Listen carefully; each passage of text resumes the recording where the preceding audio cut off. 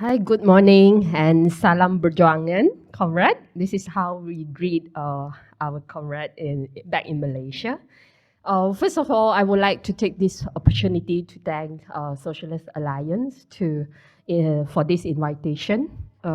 This is my third time actually in Australia, but it's the very first time I joined the national conference. So I really looking forward to the discussion because Congress for me is a platform for all the members to do reflection on our movement. And I can still recall my very first visit in 2013.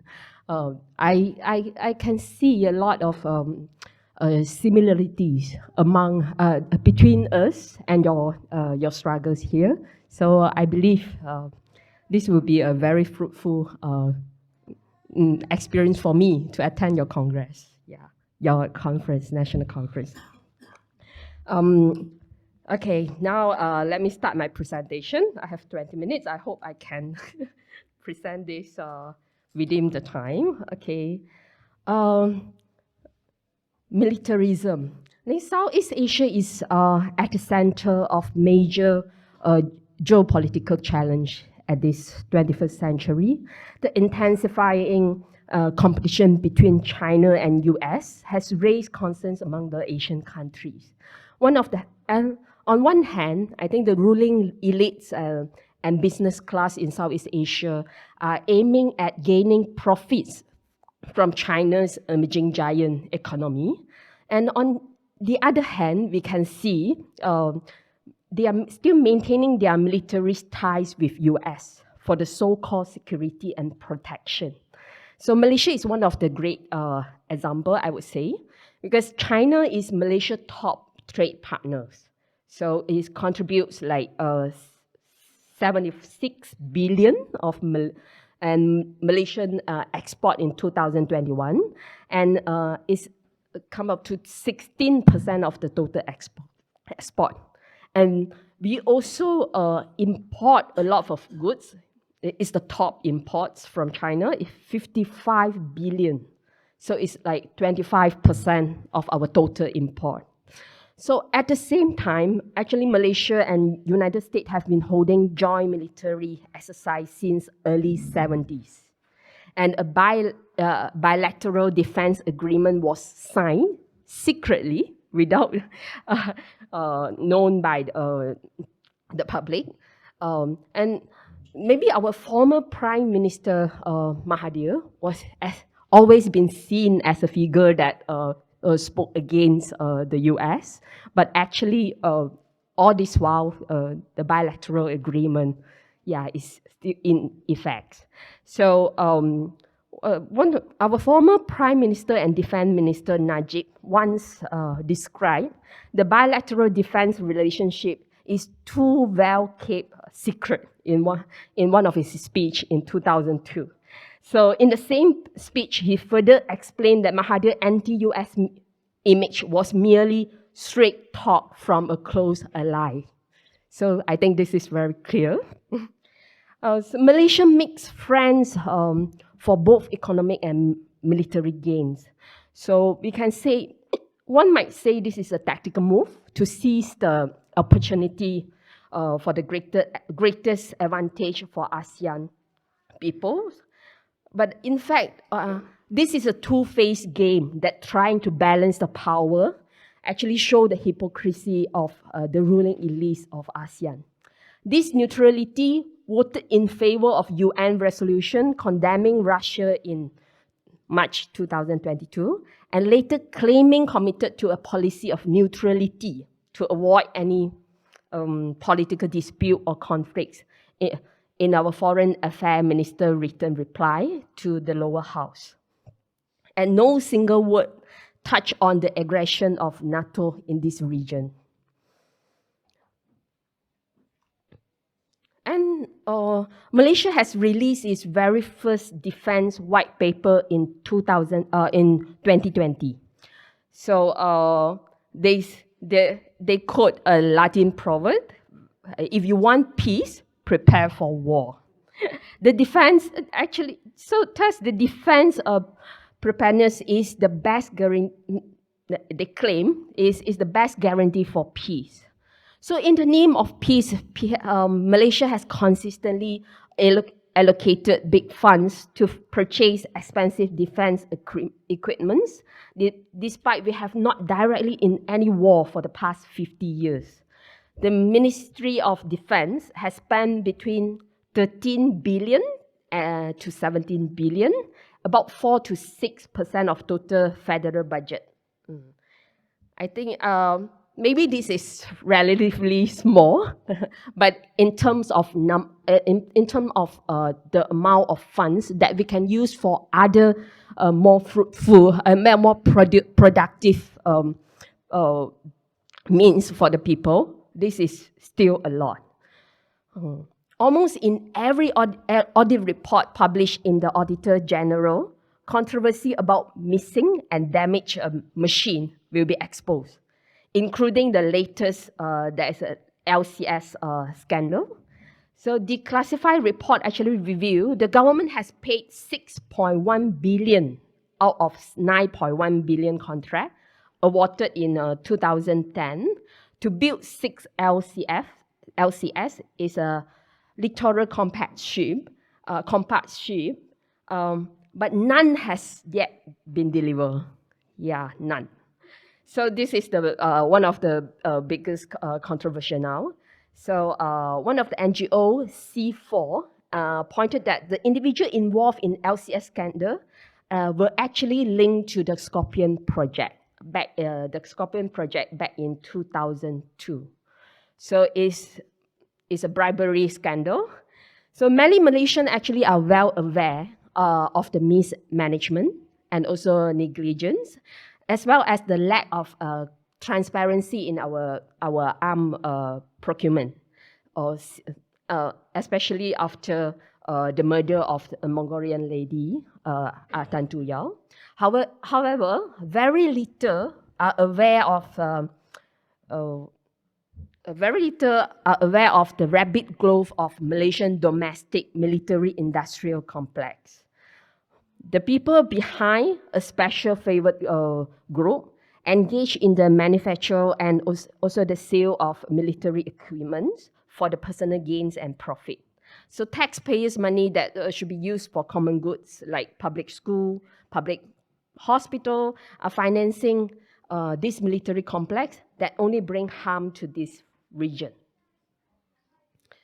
So for militarism, actually what is the alternative that we have? I feel that the challenge that we are facing now today, what the left can offer to build peace in this region. We are in solidarity with people fighting back against the military attack. However, raising in arms spending and worshipping the war machine are definitely not the solution.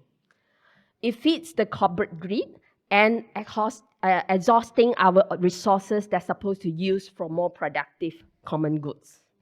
So I believe that our agenda is clearly and firmly stated in our recent joint statement of Southeast Asian. Left on the US-led trial of aggression, which endorsed by PLM, Parti Socialis Malaysia, our party, and also Socialist Alliance. We in the left should advocate for reducing the arms spending in our respective country and steadily promote and advance progressive regional peace initiative as building blocks to forward a common security policy to foster a more peaceful and cooperative global order. Now I would like to shift to eco-socialism. Climate change or climate emergency emerged as a very popular social movement globally and as well as in Malaysia. So millions are mobilized globally at the respective platform to raise awareness over the devastating effects on extreme weather due to climate change. We in Malaysia witness a growing young population that are concerning for environmental issues. I think this widespread, it can be said at the Greta phenomenon, has contributed to making global warming and other climate challenge the hot topics of our time. But in Malaysia case, major floods that brought by environmental destruction create consciousness over the overdevelopment that only benefiting the wealthy ruling elites. In December 2021, Malaysia experienced one of the worst floods in the history, leaving an estimated 70,000 people displaced and 50 deaths. Inefficient flood response and a lack of a clear central communication make things worse. We can see flood victims and volunteers take to social media to call for aid and coordination of flood, and also at the same time showing solidarity among the people in the face of disaster. And in 4th of July last year, Kampong Iboy, a village at the northeast of Kedah, is around 400 kilometers from Kuala Lumpur, experienced major flood that cost 28 million in loss. And we lost 4 lives. So since July, since the very major flood, the area has actually experienced 7 floods. Yeah, until now. Yeah, it's really, I'm going to show a video later. So a month after the floods, actually houses are still covered by mud. Yeah, covered in mud. And the mountainside was barely covered by rock. And yeah, maybe we can show the video. Yeah, now.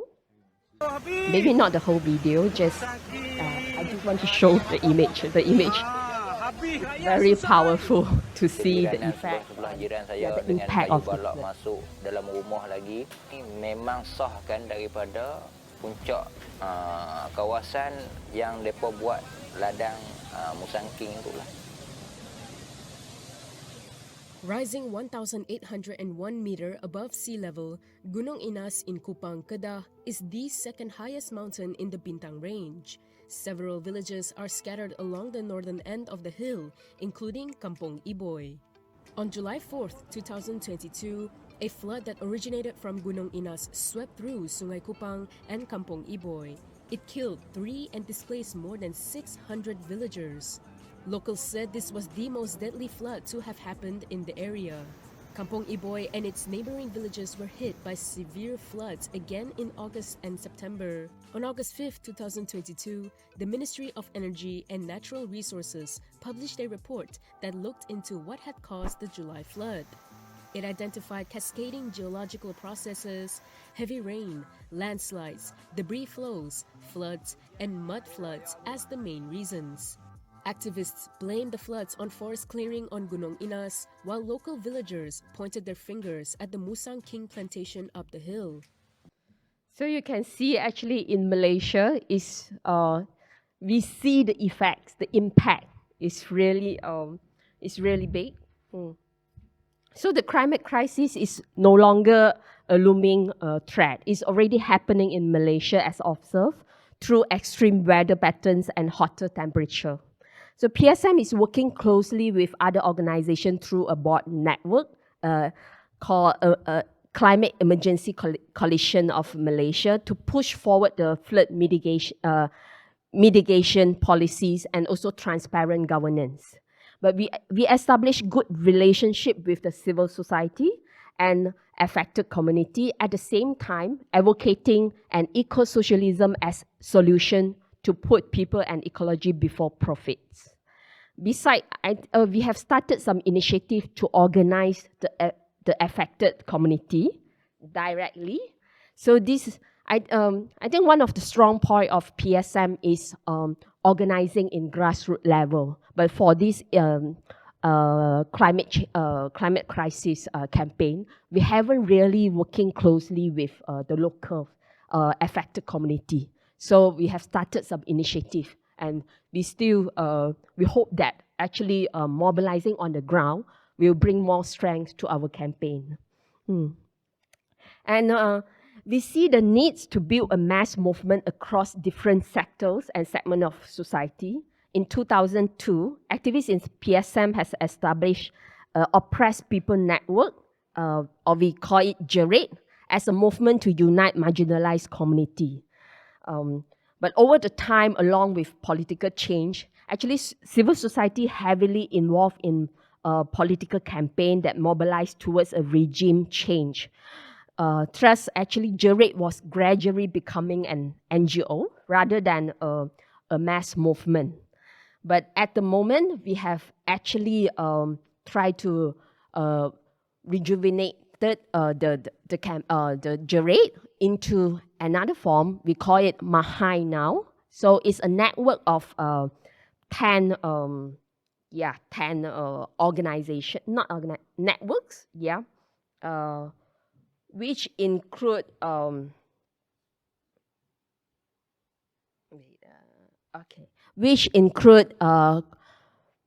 Contract Workers Network and National Union of Workers in Hospital Support and Allied Services, Plantation Workers Network, Informal Workers Network, Lorry Drivers Network, Low Cost Flat Resident Network, Urban Pioneer Network, Dairy and Cattle Farmers Network, and Landless Farmers Network. Workers' rights is still our main focus. PSM involved directly in organizing hospital cleaners under the union. So 5 union activists were arrested by the police on 2nd June 2020 when they staged a protest in front of one of the public hospitals. They were charged in the Ipoh court for violating the conditional movement orders, but set free after the prosecutor decided to withdraw the case. So this particular picket line actually draw a lot of attention of general public. So general public sympathize with the plight of low wages cleaner who were denied to enjoy the allowance given to frontliner of workers due to their status as outsourced employee. Just because they are outsourced, they were denied the allowance. So last year, the union actually organized a 5-day motorcycle convoy to highlight the problems faced by the hospital cleaner under the first term contract employment and calling for the abolishment of contract system. So minister received their memorandum in person and pledged for the comprehensive solution for hospital cleaner. We have yet won the battle, and currently the union is exploring the idea to whether expand their organization to include cleaners working in other public premises. This is a very, I would say, we organized a hospital cleaner since like 5 years ago. It's an existing union, but have been dormant for many years. So we see the opportunity to actually, organize them. So that's how it's still in the, I would say, in the very beginning stage, and we are still struggling with all the bureaucratic works that involve. But I can see there is a lot of opportunity for us to actually bring them together, because and as a because union in Malaysia actually is mostly yellow union, or is only 6% unionized. Yeah, 6%. And with the latest amendment in labor law, actually we are now can have multiple unions. So we would like to explore the idea to organize more unions directly. And another major campaign that we're organizing, cleaner and security guard working in public school and also other government premises. They are constantly facing issues of unpaid salary and OT from government contractors. So we stage sit-in protest in front of the Prime Minister office to demand on immediate solution. So all these are very, very small battle, involve like a particular group of workers from a locality. But we bring it as a national issues, and it actually able to actually draw attention, and we got a lot of support. So as a result of this protest, actually the workers were paid their back wages in 3 days later. So for 4 months they didn't get any pay, but because of one protest, yeah. So actually it's a very it's an empowerment process for the workers to see this. They will be able to actually do an action to claim back their rights. I think I stop here because we don't have much time.